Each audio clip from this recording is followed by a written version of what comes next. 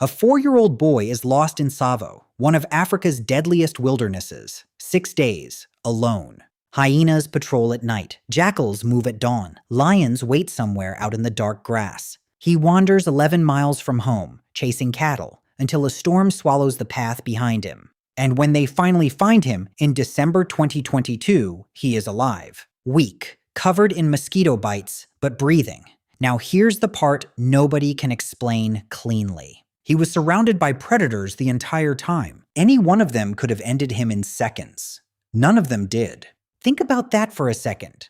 A small, slow, defenseless human, child, dropped into a food chain that shows no mercy. And the food chain simply looked away. He should have been the easiest meal in that whole park. Instead, he became a mystery scientists still argue about, and he is not alone. Story after story like his keeps surfacing on nearly every continent. A lost child, a wilderness full of teeth, and somehow an ending nobody expected. You'd think a lost child would be the easiest target in the wild. Small, weak. No claws, no speed, no fight in them at all. To a hungry predator, that should read as lunch, plain and simple. And yet the stories keep coming from every corner of the planet. A toddler in Argentina, found alive, surrounded by 8 wild cats keeping him warm. Children pulled from forests after nights spent with wolves nearby. Dolphins circling a group of swimmers, herding them away from a shark. It happens far too often to write off as luck. Something about a lost child seems to change how animals behave around it. Not always, not everywhere.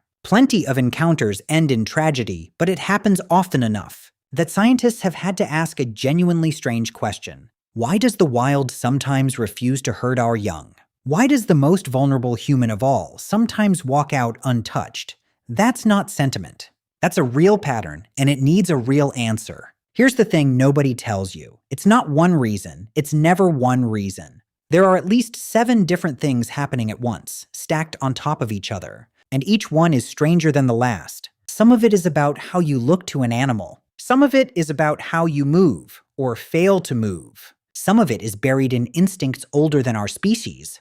And the final reason flips the entire story on its head. By the end, you won't see these rescue stories the same way again. Let's go. Start with the simplest thing of all. A predator is not a mindless killing machine. It is a survival machine, and those are very different animals. Every hunt is a gamble. A kick from prey, a bad fall, a deep cut, and a wild animal can be dead within a week. So predators read body language constantly, sorting the world into danger and not danger. An adult human stands tall.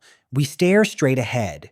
We move with obvious purpose and intent. To a wild animal, that upright, forward-driving posture screams confidence, control, and possible threat. We look like something that might fight back. Now picture a small child instead. Low to the ground, unsteady on their feet, wandering in loops with no clear direction at all. There is no straight line stalk. There is no locked, predatory stare drilling into the animal. The child simply doesn't broadcast a single one of the signals that puts a predator on alert. Researchers who study dog behavior have noticed exactly this. Dogs read children as smaller, softer, and far less threatening than adults. And that logic doesn't stop at dogs.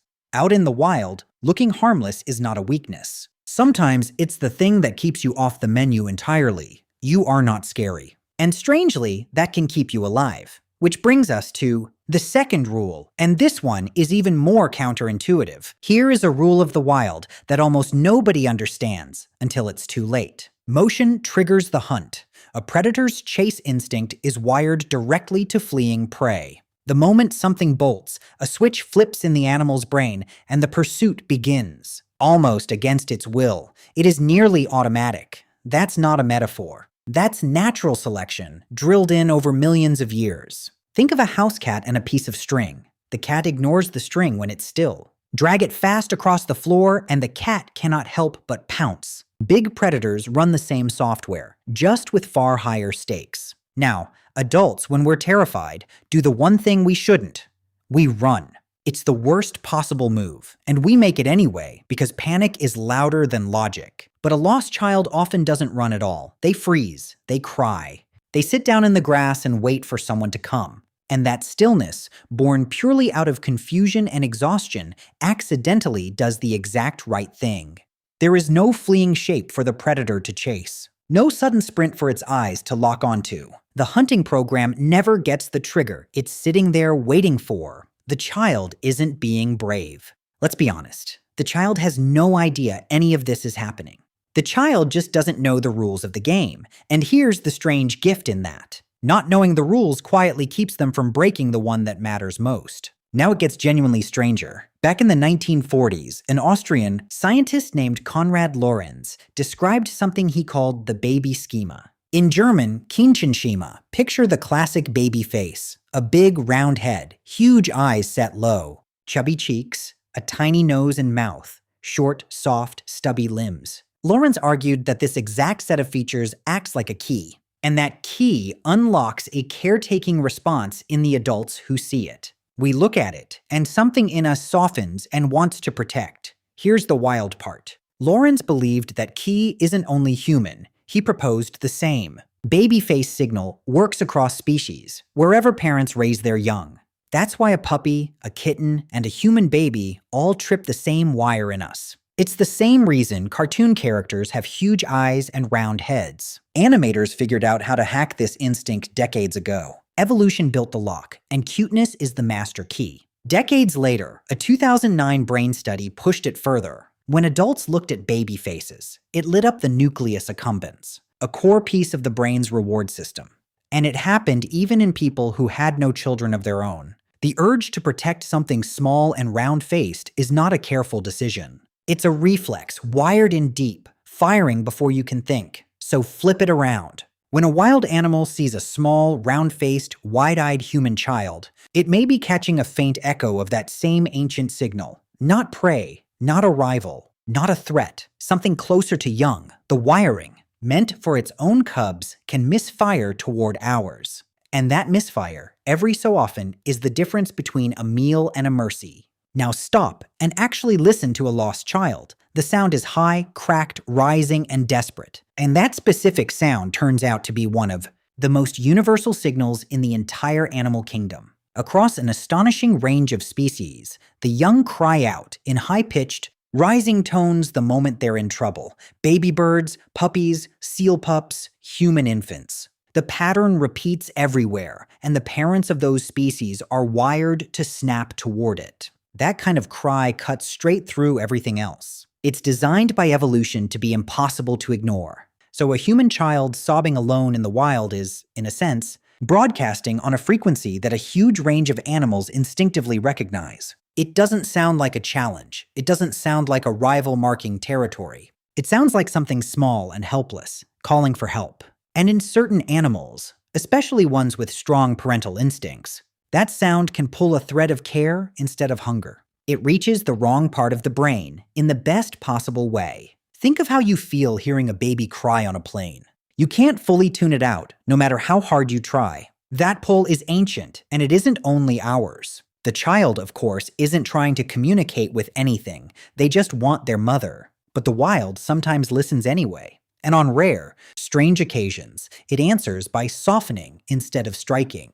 Here's something we forget. Not every animal that approaches a child wants to eat it or to parent it. Sometimes the real driver is much simpler and much weirder. Pure curiosity. The smartest animals on Earth investigate strange things instead of attacking them on sight. Their intelligence buys them a pause, a moment of what is that, before instinct takes over. Take dolphins. In 2004, off Ocean Beach in New Zealand, 4 swimmers were suddenly circled by a pod of dolphins. The people were terrified at first. The dolphins packed them tight and wouldn't let them drift apart. Then one of the swimmers saw it. A 3-meter, great white shark, cruising in the water below them. The dolphins kept that shark at bay for a full 40 minutes, until the swimmers could reach shore.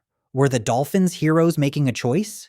Maybe. Or maybe their fierce intelligence and social instinct simply reached out to include the strange, splashing creatures nearby. We may never fully know. But the pattern shows up again and again in bright animals.